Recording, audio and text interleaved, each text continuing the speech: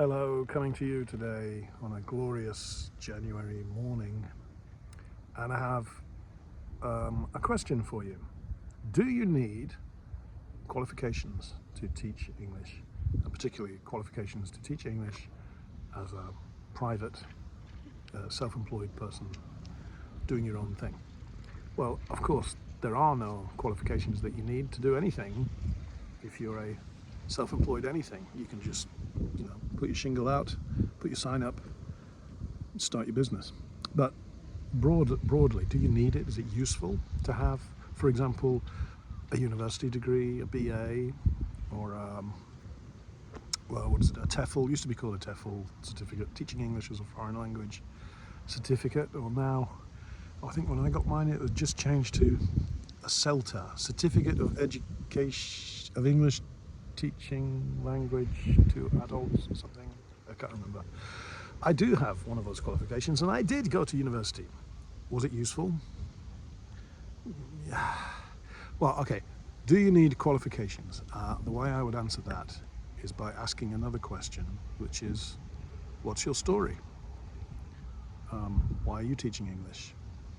Why do you feel qualified in the broadest sense to teach English? For example, if I tell you, even ignoring that I've got a CELTA and a university degree, if I say I was living in America and I fell in love with a woman and I followed her around the world and we lived in England, America, England, and ended up back in Japan, and I used to work for newspapers. I was a reporter and then a sub-editor, writing headlines and stuff like that. Do you now need to know that I had a degree or that I had a piece of paper that said I've been teaching English? I mean, actually, what a CELTA was the first thing I got before I'd taught anybody.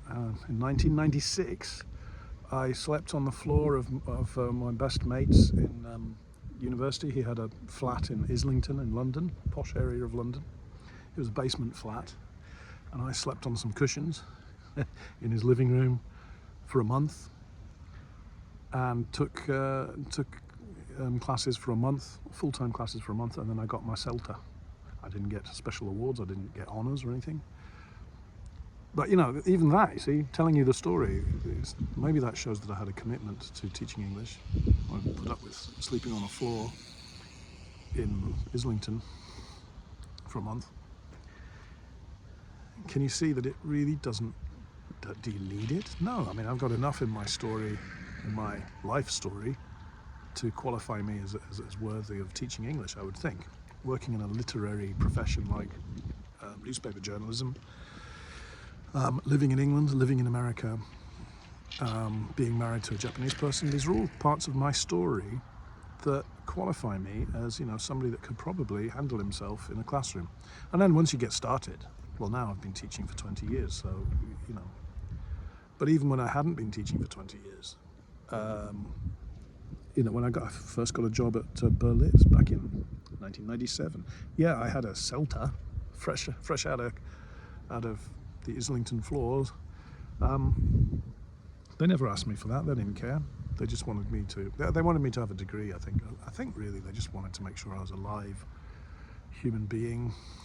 It helped that I was a whitey and a native speaker, I suppose, and I was young. I used to be good-looking-ish. That's what they cared about. They didn't care about my actual abilities. So, how does it fit in with your story? That's the thing. Like, for example, if you are a Japanese national and you're teaching English, maybe you have to go a little bit extra to prove that you have some ability. But I would say, if you were a Japanese person who'd spent some years in America or had, done a work visa in Australia for a year or two, or had hitchhiked through Europe, or took an interrail through Europe, or you were married to a foreigner, these things qualify you more than any piece of paper. So that's my personal thinking, but I think it's true. In my 20 years of teaching, only once, when I first started 20 years ago, did one lady ask, "What's your qualifications?" Once in 20 years. So it's really not, don't let it be a hang-up. Is it useful to have a CELTA or a TEFL or whatever? Maybe, if it boosts your confidence, but the important thing is it boosts your confidence. You know, is it important to have a degree in British history? Not really, but did it boost my confidence? Yeah, I guess so. So in that sense, it's not a bad thing to have these pieces of paper, but don't obsess about needing these pieces of paper. Instead, obsess about what's my story, and then you can decide, is it worth having this piece of paper that somehow improves my qualifications, right? But if you've got experience or an interest and an obvious way of showing an interest in English and teaching and children or adults or whoever it is that you're teaching, if you're a business person, that qualifies you to teach business English. You know, you've got some kind of experience. I don't care about a piece of paper that you got 20 years ago. So that's my answer. How does it fit your story? That's the important thing. Okay? Right, have a good one. I'm going to get on with my bike ride. Cheerio.